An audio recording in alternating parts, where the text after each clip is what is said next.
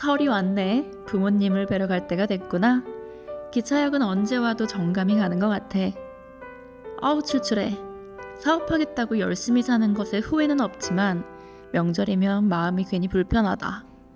잘 다니던 회사를 나와서 사업을 한다고 하니 집에선 걱정도 한다. 설에는 직원들도 명절 상여금을 줘야 하는데 왜 매출은 일정하지 않고 비용은 자꾸 늘어나는 걸까? 올해는 현금이 너무 부족할 것 같아. 맘 같아선 엄마 용돈도 척척 드리고 싶은데 사업하니까 부모님 용돈 드리기도 쉽지가 않네. 에휴, 엄마한테 용돈 받던 어릴 때가 그립다. 난 용돈 줄 곳 어디 없을까? 용돈이란 표현이 그렇지만 나도 올해는 지원금도 받고 투자도 받고 매출 안 나와도 돈 걱정 없이 넉넉하게 보내고 싶다. 네, 경영자 여러분 안녕하세요. 김이나 컨설턴트입니다. 자, 설이 다가왔는데 이렇게 명절에 직원들은 휴가다, 상여금이다 신날 수 있지만 우리 경영자분들의 마음은 막상 또 그렇게 즐겁지 않을 수 있습니다. 현금 흐름, 모든 경영자분들의 고민일 것 같습니다. 왜냐? 저번에도 말씀드린 것처럼 비용은 정말 숨만 쉬어도 나가는데 매출은 탄탄하게 안정적으로 나오는 구조를 찾기가 굉장히 어렵기 때문입니다. 특히 업력이 얼마 되지 않았거나 인원이 굉장히 소규모거나 아주 탄탄하고 안정적인 수익 창출 기반이 완성되지 않은 기업의 경영자분들은요, 매달 이번 달은 우리 직원들 월급 어떻게 해야 되지? 라는 고민을 하느라 굉장히 속상하실 겁니다. 근데 그렇다면 이때 우리가 해야 될 행동은 뭘까요? 어떻게 보면 매출이 아닌 다른 수익원을 찾아서 매출이 아닌 곳에서도 자본을 조달해서 비용을 충당하고 기업의 재정 상태를 건전하게 만들어주는 것이 경영자분들의 역할이 아닐까 싶습니다. 자, 그런데 이 자본 조달은 어떤 경영자분들이라도 다 하고 싶으실 텐데요. 어떻게 하는 거냐? 대표적인 걸로는 두 가지 방법이 있습니다. 첫 번째는 정부의 사업 지원금을 받는 거고, 두 번째는 민간으로부터 투자 유치를 받는 게 되겠죠. 그런데 정부 지원금 받는 것도 또 민간으로부터 투자 유치를 받는 것도 말이 쉽지 막상 하려고 하면 굉장히 어려운 것들이 많습니다. 일단 어떤 지원금이 있는지도 모르겠고 또 투자처를 어디서 만날지도 모르겠고 또 무엇보다 물리적으로 우리는 매달 운영을 하는 데에다가 리소스를 투입해야 되는데 그렇게 정부 지원 사업이나 투자처들을 만나가지고 피칭하고 다닐 만큼의 리소스가 없기 때문이죠. 그래서 이번 강의를 아주 알차게 준비를 해봤습니다. 정부로부터 지원금을 받든 외부로부터 투자 유치를 하든 우리 사업을 소개할 때 사업 계획서가 반드시 필요한데요. 어떻게 보면 이 사업 계획서만 준비를 해둔 상태가 된다면 그런 기회가 왔을 때 더 큰 노력을 추가적으로 들이지 않고도 재빨리 기회를 잡을 수 있게 되겠죠. 그래서 이번 강의는 외부로부터 자금을 조달하고 우리 사업을 한 단계 더 업그레이드하기 위해서 반드시 필요한 사업 계획서를 한번 작성을 같이 해볼 건데요. 이번 강의를 듣고 나시면 강의를 듣는 것만으로 강의가 끝났을 때 여러분들 손에 우리 회사의 사업 계획서가 쥐어져 있을 수 있도록 전체적인 목차 구성부터 어떻게 작성하면 되는지에 대한 템플릿 제공, 그리고 실제로 한 장 한 장 그 영역을 같이 작성해 보는 것으로 강의를 준비해 봤으니까요. 강의를 들으면서 바로 저와 함께 작성을 하시고 이걸 토대로 자신감 있게 외부로부터 자본을 조달할 기회가 왔을 때 그걸 잡으실 수 있는 경영자분들이 되셨으면 좋겠습니다. 그럼 본격적으로 이번 강의 한번 시작해 보도록 하겠습니다. 잠깐 시작하기 전에 잠시 Q&A 시간입니다. 이런 질문들 많이 하십니다. 우리 회사는 매출이 이미 비용 충분히 충당하는데요. 정부 지원금을 꼭 받아야 돼요? 투자 유치를 꼭 해야 되나요? 나는 복잡한 문서 작업하는 것도 싫고 다른 사람이 내 사업에 간섭하는 것도 좀 피하고 싶은데 서류 그냥 안 쓰면 안 될까요?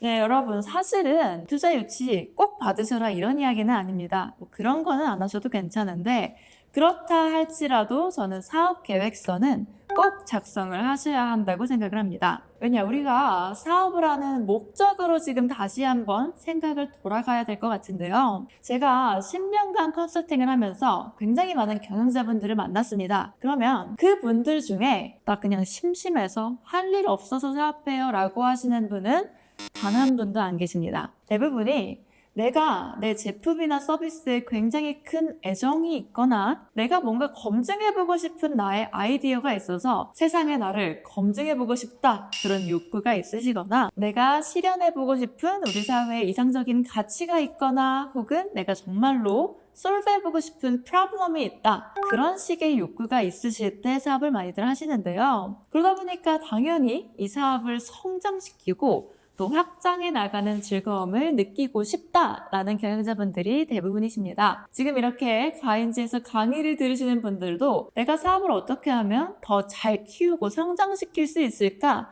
라는 목적이 있으실 것 같은데요. 그렇다고 하면 어떻게 해야 사업을 잘 성장시키고 키울 수 있을까요? 이미 그렇게 사업을 잘 성장시키고 빠르게 확장시킨 사람들의 특정한 패턴이나 노하우가 있다고 하면 우리도 착실히 따라서 밟아 나갔을 때 우리도 사업을 잘 키울 수 있는 확률이 높아지지 않을까요? 그러면 저희 컨설턴트들이 만나봤을 때 그렇게 사업을 착실히 잘 그리고 또 빠르게 확장하고 성장시킨 분들이 꼭 하는 일정 단계 혹은 큰 세 가지의 버킷의 행동들이 있습니다. 그럼 그 세 가지가 뭐냐? 첫 번째로 하는 행동, 일단 가치를 찾는 것이라고 말씀드리고 싶습니다. 이것은 가인지의 철학과도 같은데요. 항상 가치 경영, 그 다음이 인재 경영, 지식 경영이었죠. 우리가 사업을 할 때 첫 번째로는 내가 사업을 함으로써 이뤄내고 싶은 가치가 뭐지? 이루고 싶은 미션이 뭐지에 집중을 하시는 게 맞습니다. 근데 그러면 이렇게 가치에 집중만 한다고 사업이 빨리 클까요? 저는 이 다음 단계가 사실은 더 핵심이라고 생각을 합니다. 그게 뭐냐? 바로 프로세스와 시스템입니다.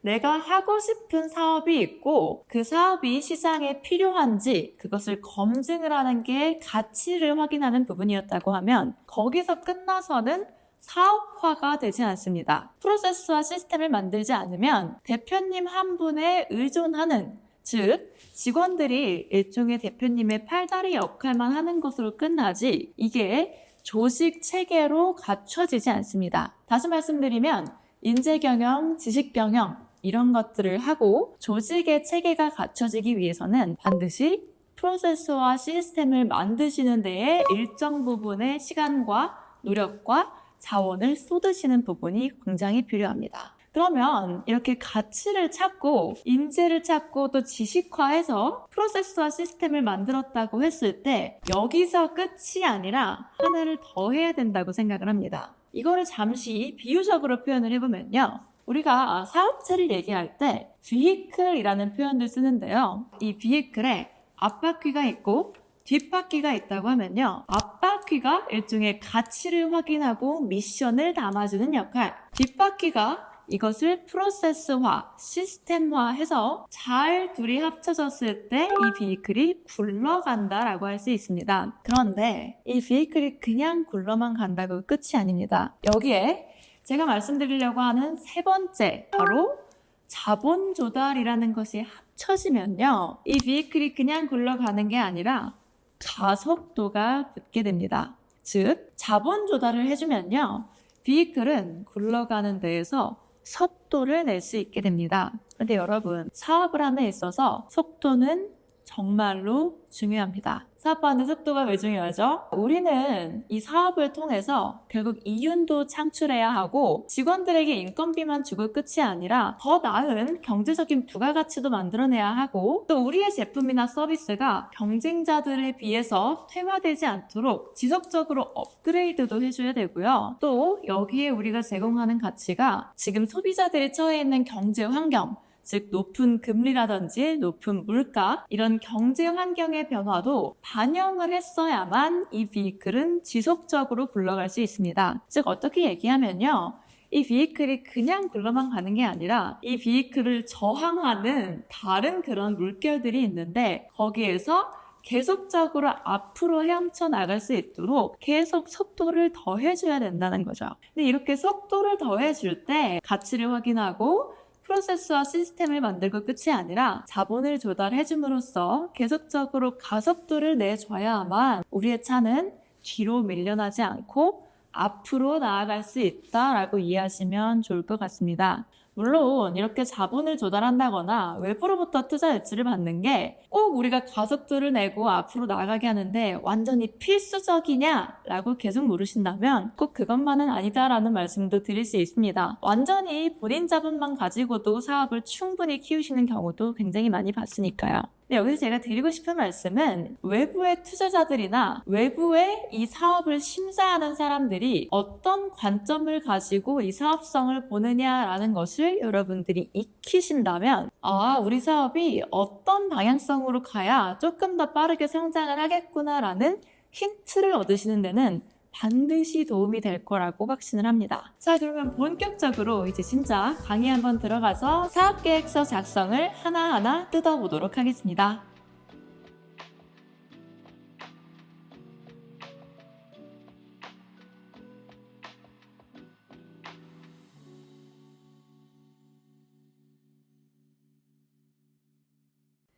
네, 여러분, 그럼 본격적으로 저희가 사업계획서를 같이 작성해 볼 건데요. 작성해보기에 앞서서 사업계획서를 대체 언제 쓰지라는 목적이 크게 두 가지가 있기 때문에 각각의 목적별로 목차가 달라진다라는 것을 먼저 설명 좀 드리도록 하겠습니다. 사업계획서의 목적은 크게 두 가지로 내부용과 외부용이라고 생각하시면 편할 것 같습니다. 내부용은 말 그대로 우리 기업 내부의 소통을 위한 목적이라고 보시면 됩니다. 팀장님들 별로 계획을 세운다거나 경영자분들이 세운 사업 계획을 우리 사업부나 부서들 혹은 직원들에게 소통하기 위한 목적이 내부용 사업계획서를 얘기를 합니다. 따라서 이때는 오디언스가 우리 직원들, 즉 우리 기업 내부의 사람들이 되겠죠. 작성을 하는 내용도 올해 중점적으로 뭘 할 건지, 이거를 누가 할 건지에 대한 책임, 또 그것을 우리가 나중에 어떻게 어떤 평가 지표로 평가할 건지 등등이 될 겁니다. 그런데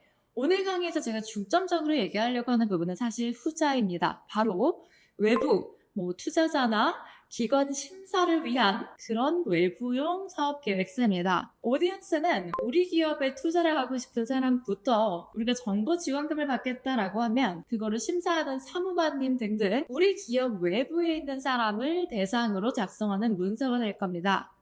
따라서 여기에 들어가는 내용은 앞단에 말씀드린 것과는 조금 다른데요. 아주 전형적인 사업계획서의 목차 6개 항목을 순서대로 소개시켜 드리도록 하겠습니다. 자, 외부에 있는 사람들에게 알려줘야 될 것은 이런 것들입니다. 첫 번째로는 우리 비즈니스가 속한 산업, 즉 마켓에 대한 정보입니다. 내가 만약에 떡볶이집을 한다라고 하면 나는 외식업 사업을 하는 사람입니다 하면서 내가 속한 산업을 먼저 보여줘야 하고요. 내가 만약에 온라인 강의를 찍어가지고 납품을 한다라고 하면 나는 교육시장에 있습니다 라고 산업을 짚어줘야 되고요. 내가 물건을 만들어가지고 판매를 한다. 그게 일종의 부품이다 라고 한다면 저는 제조업에 있습니다 라고 내가 속한 산업에 대한 정보를 먼저 주는 게 1번으로 담아야 할 내용입니다. 그럼 두 번째는 뭐죠? 그 산업 안에서 나의 제품과 서비스가 뭔지를 명확하게 알려주는 겁니다.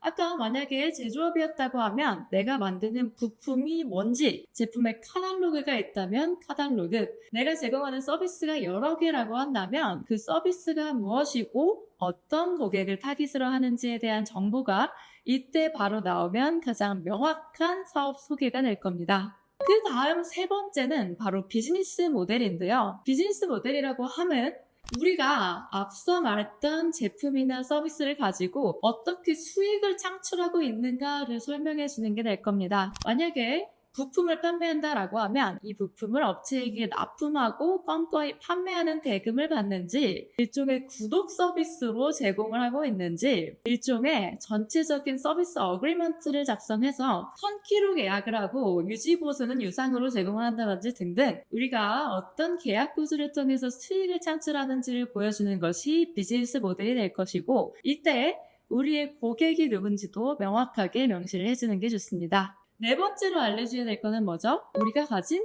기술의 특장성입니다. 내가 만약에 이런 부품을 만든다라고 하면 어떤 기술을 기반으로 만드는 건지, 예를 들어서 우리가 소프트웨어를 만드는 회사라고 한다면 우리가 어떤 기술력을 가지고 있기 때문에 이 제품이나 서비스가 가능한 건지, 우리 제품이나 서비스를 만들어내기 위한 기반을 설명하는 곳이라고 하시면 좋을 것 같습니다. 근데 여기서 잠깐 기술이라는 단어 때문에 조금은 당황하실 수 있습니다. 왜냐면 흔히 기술하면 마치 AI 혹은 첨단 기술 이런 걸 생각하시는데, 만약 내가 피자 가게를 하는 프랜차이즈다라고 하면 우리는 그렇게 특별한 기술을 쓰지 않는데요 라고 생각하실 수 있습니다. 여기서 말하는 기술은 일종의 노하우라고 생각하셔도 좋을 것 같습니다. 예를 들면 우리는 특별히 도우를 굉장히 얇게 만드는 그런 노하우가 있어요 라고 하시거나, 우리는 밀가루를 쓰지 않고 대신에 다른 재료를 사용하기 때문에 먹었을 때 속이 더부룩하지 않고 편안한 그런 피자 빵을 만들어내는 그런 노하우가 있어요 라는 것들이 여기서 말하는 기술에 들어가는 부분입니다. 즉,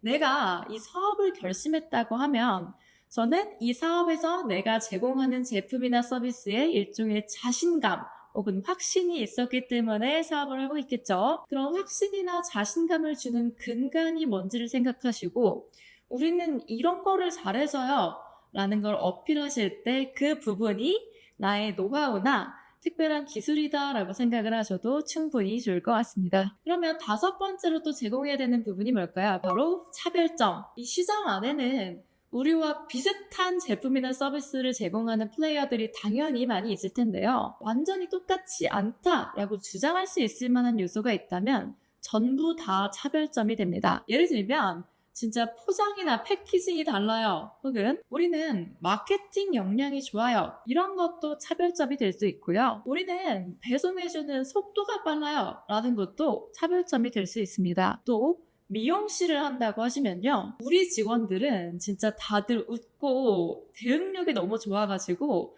우리 미용실 오시는 분들은 우리 미용사랑 직원분들의 웃는 얼굴 때문에 와요. 전 이게 차별점이라고 생각해요 라고 하신다면 이런 것도 차별점에 넣으셔도 좋습니다. 다시 말씀드리지만 이 사업계획서는 작성하면서 우리 비즈니스를 돌아본다라는 의미도 있기 때문에 내가 확실하게 우리는 경쟁사랑 이게 다릅니다 라고 생각하는 게 있다면 이 차별점에 전부 다 넣어주셔도 충분히 좋습니다. 사업계획서 안에 들어가야 할 마지막 항목은 뭘까요? 바로 우리 팀과 우리 직원들, 우리 임직원에 대한 소개입니다. 일단 기본적으로 임직원의 규모라든지 조직 구성이 어떻게 되어 있는지를 명시를 해주시고, 규모가 좀 작다라고 하시면 사실 세세하게 특히 좀 팀장급 이상 되시는 분들의 프로필은 넣어주시는 게 좋습니다. 이 프로필 안에는 이분들의 기본적인 기존의 백그라운드나 경력을 같이 넣어주시면 이 조직은 어떤 점이 믿을 수 있구나 라는 거를 어필할 때도 좋게 활용하실 수 있습니다.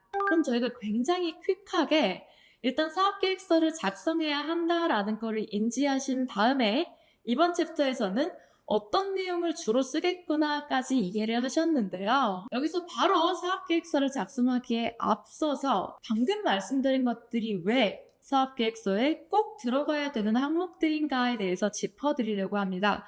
그리고 그러려면 이 사업계획서를 보는 오디언스, 즉 외부의 사람들, 우리 기업을 심사하거나 평가하거나 또 멘토링을 해주려고 하시는 분들은 기업을 볼 때 어떤 점을 중점적으로 기준 삼아서 심사하는지 그 심사 기준을 알면 왜 이런 것들을 우리의 사업계획서에 녹아내야 하는지 더 이해를 잘 하실 수 있을 것 같습니다. 그래서 지금은 잠시 앵글을 바꿔서 투자자들이 혹은 외부의 심사위원들이 기업들을 볼 때 어떤 점을 중점적으로 평가하는지 그 평가 기준 7가지를 설명드리도록 하겠습니다.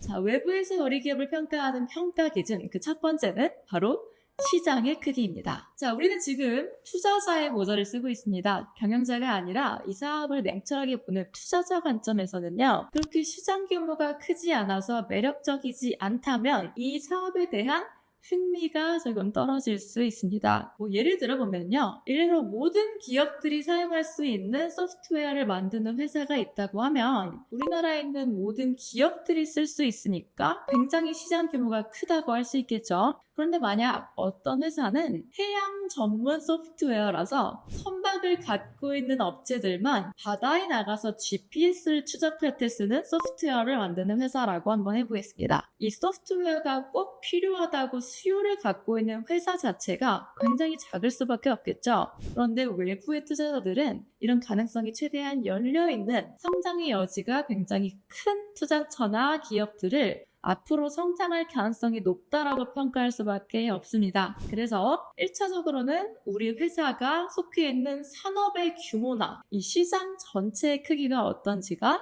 외부 관점에서는 굉장히 중요하게 보는 요소다라는 걸 알고 가시면 좋을 것 같습니다. 두 번째 요소는 뭐다? 바로 비즈니스와 타겟 고객의 일치성입니다. 자, 우리가 하는 비즈니스가 뭔지가 일단 명확해야 하고요. 이 비즈니스의 타겟도 명확해야 합니다. 그래서 이 비즈니스가 실제로 이 타겟 고객들의 니즈를 충족시키는지, 그들의 페인 포인트가 있다면 그걸 실제로 해결하고 있는지 등도 외부에서 비즈니스를 평가할 때 굉장히 중요한 요인이 될 겁니다. 그리고 이는 바로 세 번째 요소로 연결이 되는데요. 세 번째 요소는 바로 타겟 고객과 마케팅 간의 일치성입니다. 자, 타겟 고객이 뭔지 명확해야 하고 그 타겟 고객을 위한 비즈니스도 명확하는 걸로 끝날 게 아닙니다. 많이 경험들 하셨을 텐데요. 너무 좋은 제품을 만들었다라고 해서 절대 끝이 아니죠. 이 제품이 있다는 것을 아무도 모르면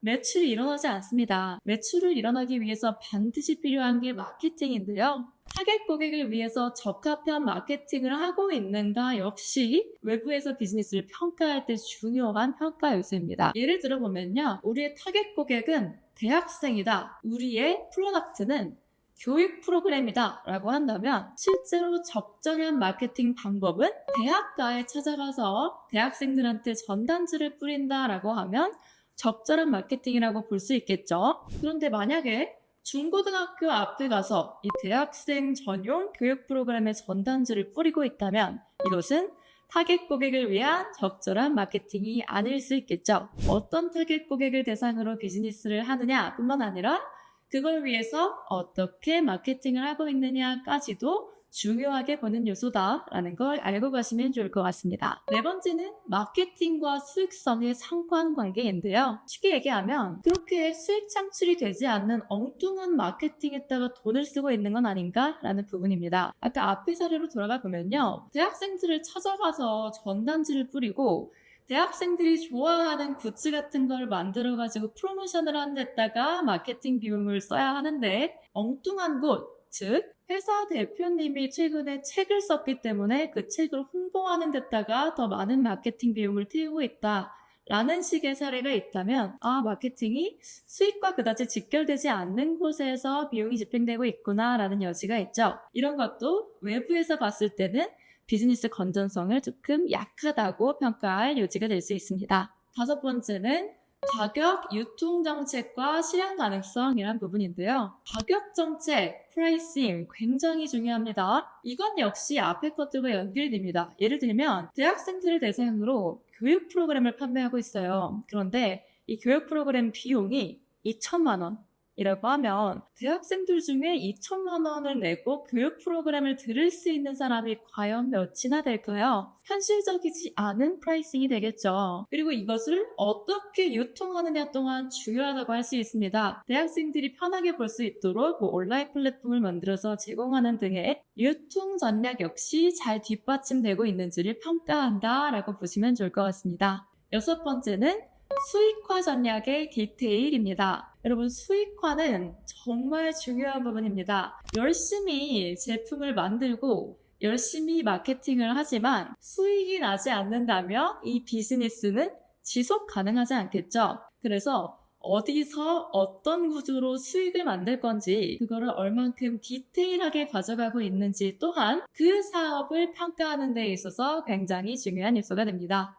마지막 일곱 번째는 기존 경쟁자 대비 차별 전략인데요. 시장에 이미 비슷한 경쟁자들이 당연히 많이 있을 수밖에 없습니다. 그러면 고객들도 왜 내가 이 기업의 제품을 꼭 골라야 할까라는 것을 고민하겠지만 투자자들이나 외부의 심사역들도 왜 굳이 이 기업에다가 투자해야 되지? 라는 궁금함을 가지고 있을 수밖에 없겠죠. 그런 궁금증을 잘 소구시켜 줄 수 있는 명확한 차별점과 경쟁 우위를 갖고 있는 기업에게 당연히 더 투자도 해주고 싶고 지원을 해주고 싶은 마음이 들 겁니다. 이런 평가 요소를 가지고 전체적으로 기업을 평가한다라는 것을 여러분들이 알고 가시면 내가 다른 사람한테 우리 비즈니스를 소개할 때는 어떤 부분을 좀 어필하는 게 좋겠다라는 거에 있어서도 힌트를 가져가실 수 있을 것 같습니다. 네, 여러분 그러면 제가 목차와 함께 심사 기준까지도 같이 설명을 드렸는데요. 한 번 더 강조하고 싶은 부분이 있습니다. 지금 이 심사 기준 7개 자체가 우리한테 어떤 힌트를 주고 있는 건지 혹시 감을 잡으셨을까요?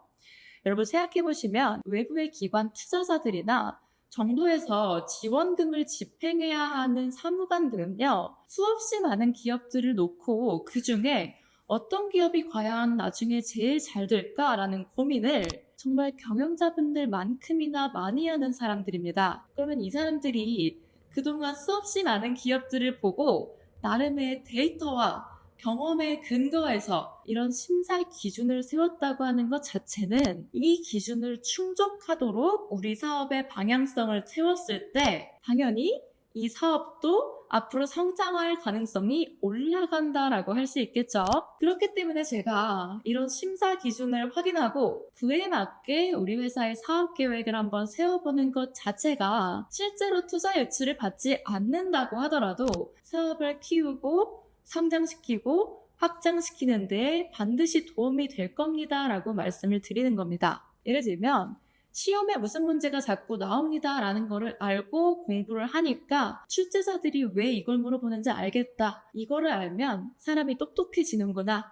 이걸 알면 내가 진짜로 꼭 필요한 지식이 쌓이는구나. 이런 경험을 저희가 공부할 때 많이 했던 것과 비슷한 원리라고 생각하시면 좋을 것 같습니다. 자, 여러분 그러면 저희가 이제 다음 챕터에서는 실질적으로 사업계획서를 한번 띄워놓고 같이 작성하는 연습하면서 실습을 해보도록 하겠습니다. 다음 챕터부터 정말 중요하니까 꼭 끝까지 집중해서 따라와 주시길 부탁드리겠습니다.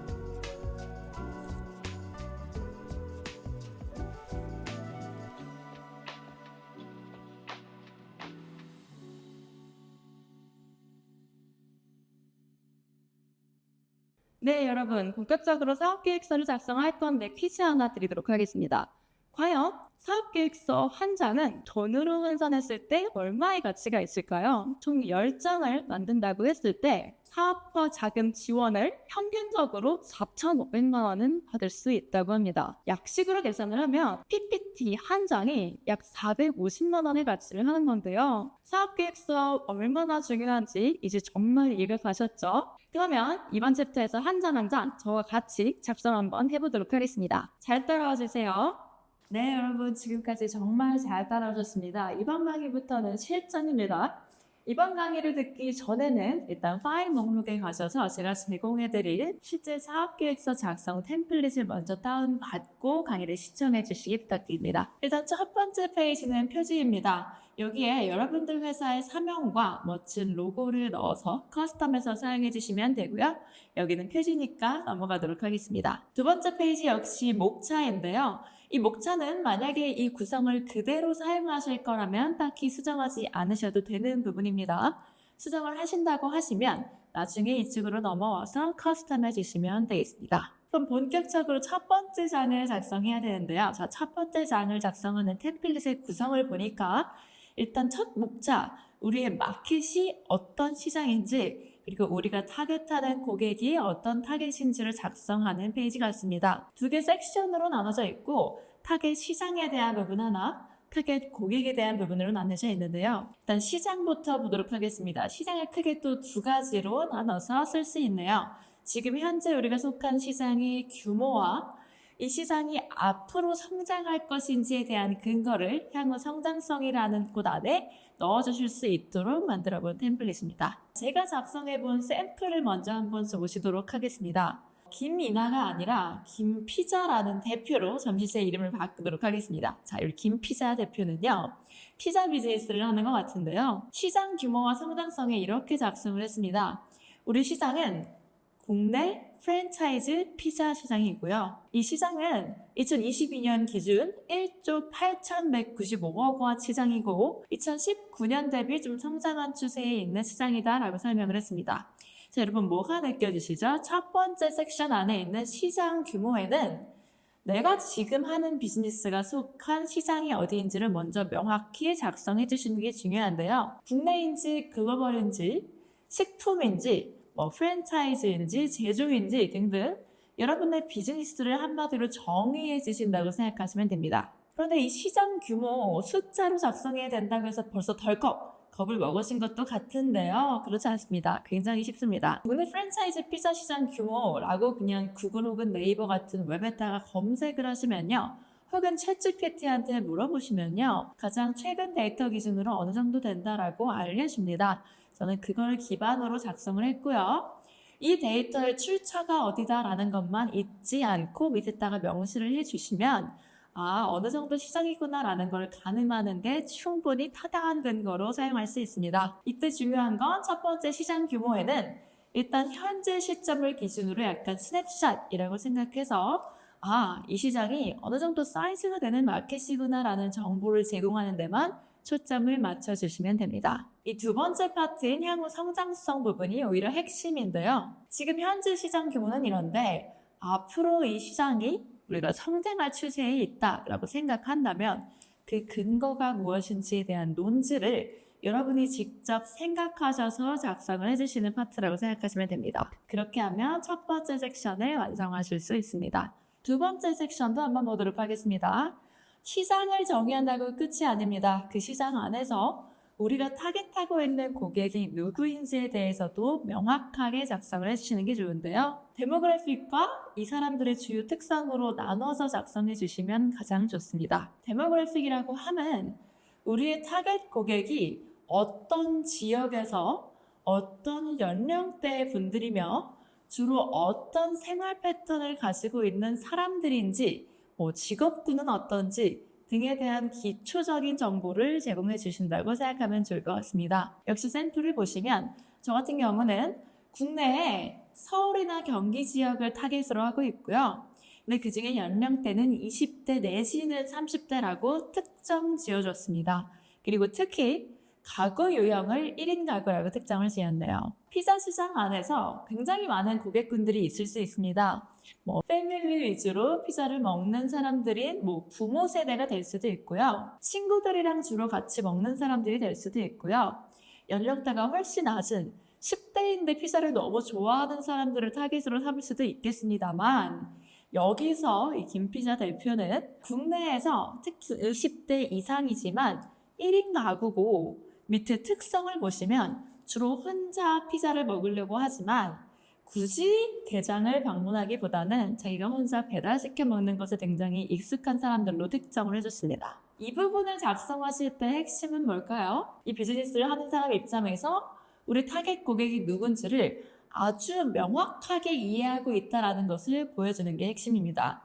이 타겟 고객이 실제로 피자 수요가 많을지 적을지 그런 것을 판단하는 것은 심사위원들의 몫인데요. 사업 계획서를 작성하시는 대표님들은 나는 내 비즈니스가 어떤 시장에 속해 있으면서 어떤 고객을 타깃으로 하는지를 정확히 이해하고 있습니다.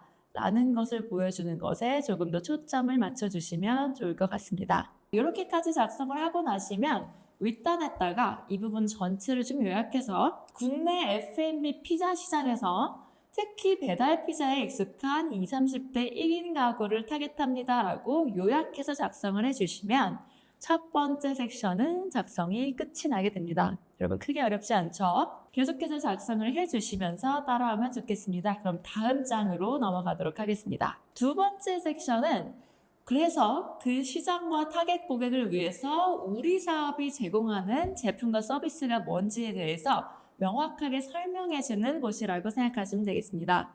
역시 두 개 섹션으로 나눠져 있는데요. 우리 타겟 고객의 니즈가 뭐길래 그걸 충족하는 자사 제품과 서비스는 바로 이것입니다 라는 것을 상세하게 보여주는 곳이라고 생각하시면 되겠습니다. 그래서 여기서 일단 첫 번째 섹션에서 우리 타겟 고객들이 가진 니즈를 다시 둘로 나눠서 그들이 가지고 있는 페인 포인트, 즉 현재 가지고 있는 뭔가 불편함이나 원하는 게 뭐지? 라는 것을 보여주고, 두 번째 파트에서 그런 것들이 시장에 없기 때문에 충족시켜줘야 하는 니즈에 대해서 다시 설명을 하고 있습니다. 제가 작성한 샘플로 설명을 드려보면, 지금 우리의 타겟 고객은 배달 피자에 익숙한 20, 30대고 혼자 피자 즐겨 먹는 사람들인데요. 이 사람들이 지금 유명 프랜차이즈 피자들 가격이 기본 2, 3만 원 정도로 상승을 하고 있다는 점. 그러다 보니까 또 혼자 먹기에는 남고 시간 지나서 다시 먹을 수는 없는 피자의 사이즈에 대해서 조금 불만이 있고요.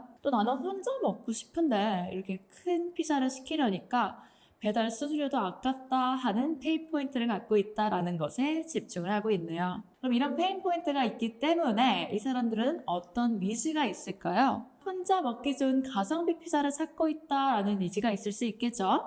또 나는 배달을 주로 먹는데 배달 수수료는 너무 아깝다라는 니즈가 있을 수 있다라고 생각하고 있습니다. 여기서도 마찬가지 우리가 초점을 맞춰야 될 건 뭐다? 내가 타겟 고객에 대해서 명확하게 이해하고 있다. 그들의 페인 포인트와 니즈를 나는 누구보다 잘 이해하고 있다라는 것을 보여주는 것이 핵심입니다. 그래야만 오른쪽에 작성할 우리 회사의 제품과 서비스에 대해서 확신을 가질 수 있기 때문입니다. 이어서 오른쪽 파트를 보도록 하겠습니다. 이런 니즈가 있기 때문에 이를 충족시킬 자사의 제품과 서비스에 대해서 명확하게 소개를 해주셔야 되는데요. 가능하다면 사진 혹은 이미지 등을 표현해서 딱 보고 이곳은 뭘 파는 곳이구나 라는 것을 이해하실 수 있도록 해주시면 좋습니다. 그래서 저 같은 경우는 이제 사진을 좀 넣어봤는데요. 사진을 딱 보니까 냉동 피자네 라는 것을 바로 눈치채실 수 있겠죠. 그리고 사이즈가 좀 아담해 보입니다. 그래서 밑에 자사 제품의 이름뿐 아니라 특징을 함께 설명하고 있는데요. 이 피자 이름은 인상피자라고 하네요. 인상피자는 9,900원 이하의 1인 단위로 먹을 수 있는 냉동 피자라고 합니다. 그래서 특징을 보니까 딱 한 명이 먹기 좋은 아담한 사이즈고 배달이 아닌 냉동 피자라고 하네요. 그리고 기존의 배달 피자나 대형 프랜차이즈 피자 대비 저렴한 가격이 특징이라고 합니다. 자, 여기까지 봤을 때 어떤 시장에서 어떤 고객을 타깃으로 하며 어떤 니즈를 충족하기 위해서 어떤 제품과 서비스를 판매하는지 지금 여러분 머릿속에 명확하게 그려지시나요? 자, 그게 포인트입니다. 작성하는 사람 입장에서 제일 중요한 게 뭐라 그랬죠?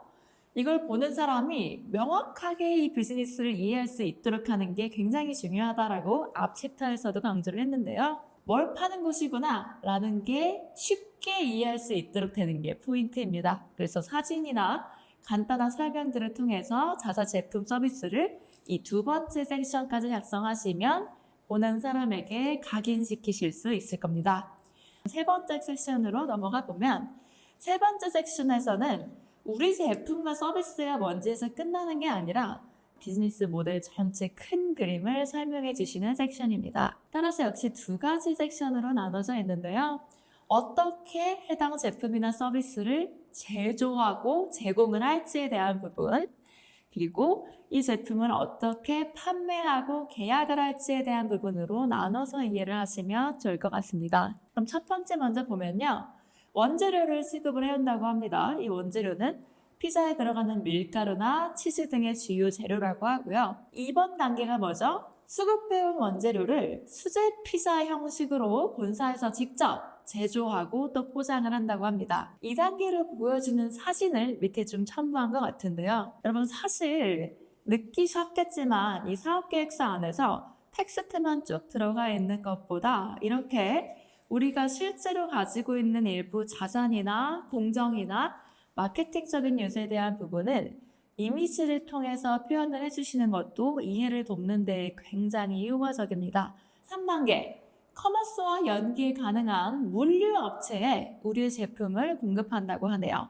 자, 이 부분이 좀 특이한데요. 매장을 열거나 소비자들에게 직접 갖다 주는 형식이 아니죠. 우리가 만든 제품은 물류 업체에게 일괄 납품을 한다고 합니다.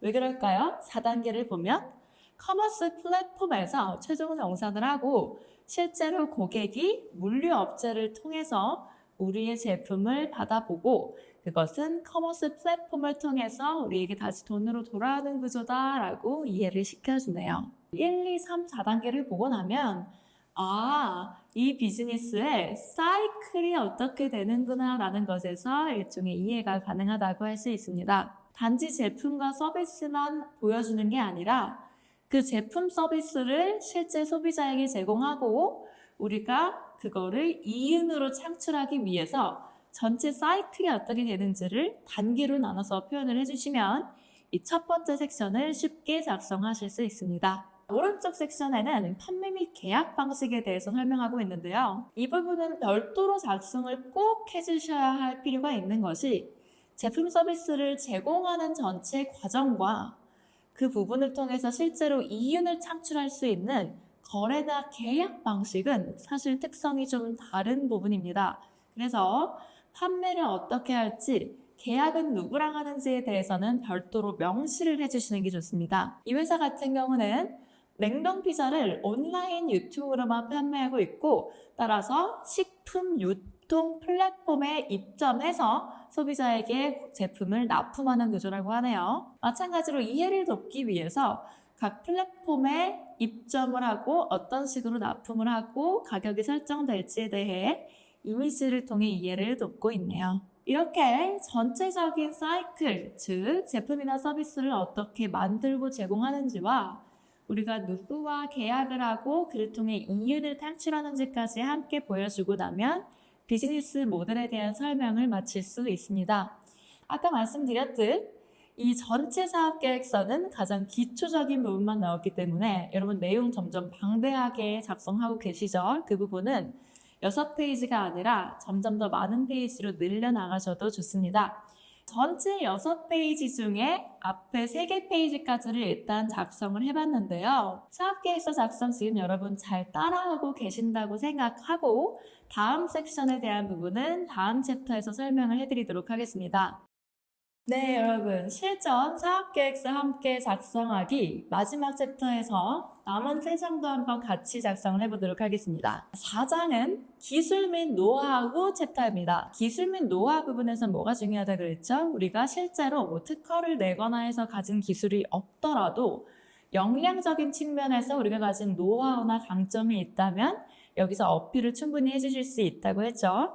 그래서 여기서 2개 섹션으로 나눠져 있는데요. 일단 우리가 보유하고 있는 기술과 노하우가 뭔지를 설명하고 그게 왜 이 시장에서 이 비즈니스를 하는데 가치가 있는지를 보는 사람이 이해할 수 있도록 같이 설명해주고 있다라고 이해할 수 있습니다.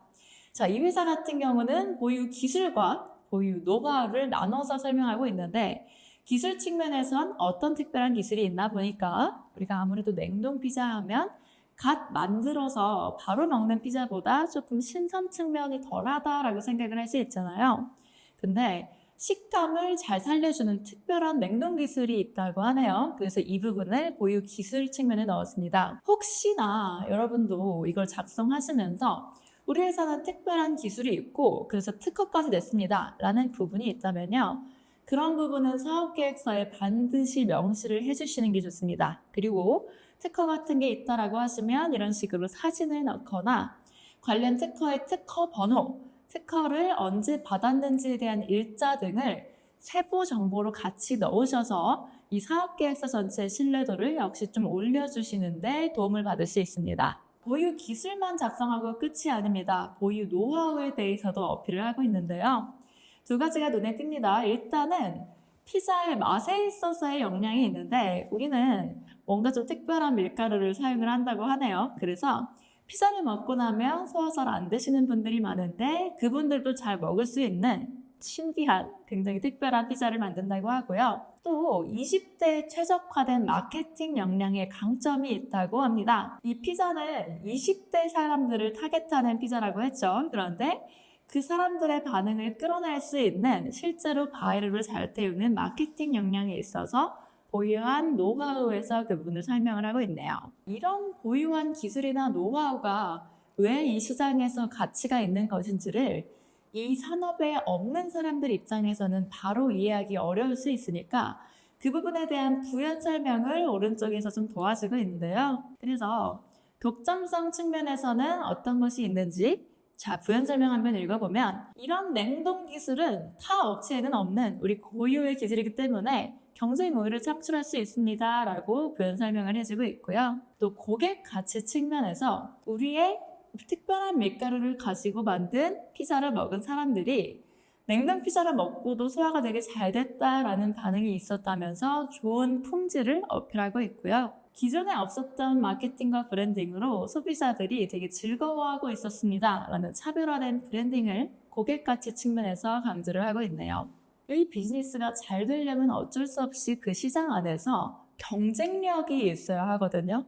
그 경쟁력을 설명해주는 부분이 이 네 번째 장이라고 이해하시면 좋을 것 같습니다. 경쟁력에 대해서 이해를 해야만 이 사업에 대해서 성장 가능성이 높다라고 설득이 될 수 있기 때문이죠.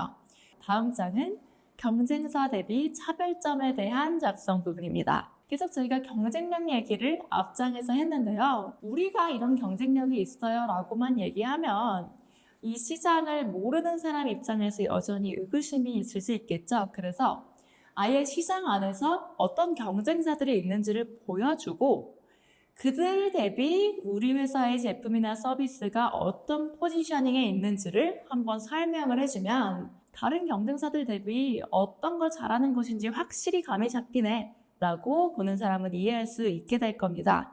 그러면 냉동 피자 시장의 경쟁사 현황을 어떻게 작성했는지 한번 보면요. 실제로 이 시장에는 이미 대기업들이 많이 진출을 해 있고 그들 위주로 좀 시장이 굴러가고 있는 것 같은데요. 심지어 그 대기업들은 단지 온라인 채널만 활용하는 게 아니라 오프라인 채널도 활용해서 복합적으로 유통을 하고 있고 가격대도 한 7,500원에서 12,500원 사이에 포진해 있다고 합니다. 아까 우리 회사 제품은 9,900원이고 온라인만 하고 있다고 했는데 막상 기술력 좋고 우리 마케팅 잘해요 라는 경쟁력을 설명했지만 경쟁사 현황을 보고 나니까 또 여기서 살아남기가 쉽지 않겠네 라는 생각이 드는 것도 사실입니다. 그럼에도 불구하고 우리 회사가 가진 확실한 차별점이 있다면 그게 뭔지에 대해서 설명을 해주시면 됩니다. 크게 가격, 품질, 유통, 마케팅적인 측면으로 나눠서 평가를 하고 있는데요. 사실 템플릿이니까 여러분이 작성을 하실 때 이 중에 하나를 만약 바꾸고 싶다라고 하시면 바꾸셔도 괜찮습니다. 가격 같은 경우는 온라인 판매 기준 가격 경쟁력이 좀 낮다라고 인정을 했네요. 근데 품질이 어떻죠? 일반적인 냉동 피자보다 식감이 뛰어나기 때문에 품질이 좋다라고 생각을 하고 특히 우리는 수제 피자처럼 만든다고 했죠. 그래서 본연의 품질 경쟁력을 가지고 있다고 합니다. 아무래도 대기업이 만들어낸 피자는 대량 생산을 할 수밖에 없으니까 그에 비해서 우리 피자를 먹어보면은 여기는 조금 하나하나 만들었네 라는 걸 느낄 수 있을 텐데 그거를 품질적인 측면으로 어필을 하고 있네요. 한편 유통에서는 어떻죠? 우리는 온라인 유통만 취급하기 때문에 디스트리뷰션 채널이 아무래도 적다 보면 유통에 있어서는 경쟁력이 또 낮을 수 있는데 그걸 또 인정하고 있습니다. 다만 마케팅적 측면에서 우리는 20대, 30대만 특정지에서 타겟팅하고 있는데 그 사람들이 제일 좋아하는 마케팅의 힙한 감성을 잘 살리고 있다라고 또 어필을 하네요. 특히 SNS 채널을 적극 활용하면서 바이럴 같은 곳에서는 확실히 강점이 있다고 얘기를 합니다. 이 부분도 마찬가지로요. 사실 이렇게만 작성하고 끝 하면 보는 사람 입장에서는 조금 더 궁금할 수 있습니다. 여러분 지금 강의를 들으시면서는 개요라고 생각을 하시고 이렇게 몇 줄만 작성을 하실 텐데 여력이 되시면 나중에 뒤에 한두 장 살을 붙여서 실제로 우리 품질이 어떤지에 대한 고객의 평가나 마케팅을 어떻게 하고 있는지에 대한 시각적인 정보들을 계속 좀 붙여주시면 훨씬 좋습니다. 마지막 부분은 우리 조직에 대한 구성을 설명하는데요. 조직도는 회사에 대부분 있으실 테니까 조직도를 먼저 하나 보여주시고 거기서 가장 중요한 주요 구성원들의 이력에 대해서 좀 첨부를 해서 이 조직이 어떤 전문성을 가지고 있는지, 그래서 신뢰할 수 있는 조직인지에 대한 설명을 해주시는 부분이라고 생각하면 좋을 것 같습니다. 조직도 부분에서는 CEO를 포함해서 어떤 부서나 본부가 있는지 보여주시고 전체 인력이 몇 명 재직 중인지 그 규모까지 같이 보여주시면 제일 좋고요. 근데 이 모든 재직 인원의 이력을 사업계획서에 다 보여주실 필요는 없습니다. 주요한 사람들의 이력만 보여주시고 이 이력도 마찬가지로 우리 사업과 유관한 이력만 넣어주시면 됩니다. 예를 들면 이 대표가 지금 피자 사업을 하고 있잖아요. 그러면 피자 사업과 관련한 몇 년간의 F&B 사업 경험을 보유했다. 오프라인에서 식당을 운영해 본 적이 있다. 식품을 유통해 본 적이 있다. 혹은 외식 경영 관련한 학위가 있다라는 내용만 넣어주시면 되고 실제로 이 사람이 다른 경험도 있을 수 있죠. 뭐 이렇게 온라인 강의를 해본 경험이 있을 수도 있고 패션 사업을 해봤을 수도 있는데요. 그런 걸 짜잘하게 다 포함시키지 않으셔도 됩니다. 여기서의 핵심은요. 이 사업과 관련한 경험을 최대한 많이 넣어서 이 사업에 대한 전문성이 얼마나 있는지를 강조해 주시는 게 좋습니다. 이 구성원들의 사진을 좀 보여주신다든지 업무 장소나 실제 일하는 환경에서 구성원들의 모습을 좀 사진으로 넣어주시는 것도 사업계획서의 신뢰도를 높이고 비즈니스에 대한 이해도를 높이는 데 도움이 되는 부분입니다. 맨 뒤에는 이 사업계획서를 보고 혹시나 이 사업에 관련해서 협업을 하고 싶거나 다른 부분을 논의하고 싶을 때 연락을 해볼 수 있도록 컨택 인포를 꼭 넣어주시는 게 좋고요. 마지막 장에도 마찬가지로 우리 회사의 로고를 넣어주시고 서명과 함께 땡큐 하고 나면은 전체적인 작성은 끝이 난다라고 이해하시면 되겠습니다. 자, 여러분 어떠신가요? 조금은 어렵게만 느껴졌던 사업계획서 작성을 지금 저와 같이 1시간 이내로 빠르게 작성을 해보셨다면 전체적인 흐름 그리고 어떤 내용들을 위주로 작성하는지에 대해서 이해를 하셨을 거라 생각이 됩니다. 물론 사업계획서를 이렇게 작성을 해놓고 굳이 안 꺼내보거나 어디 제출하시지 않는 케이스도 많이 봤습니다. 저도 마찬가지로 그런 적이 있었고요. 하지만 앞서 말씀드렸듯 사업계획서를 한번 작성해보고 계속 업데이트를 해보다 보면 우리 회사의 정체성을 수립을 하는 데는 확실히 도움이 된다고 할 수 있습니다.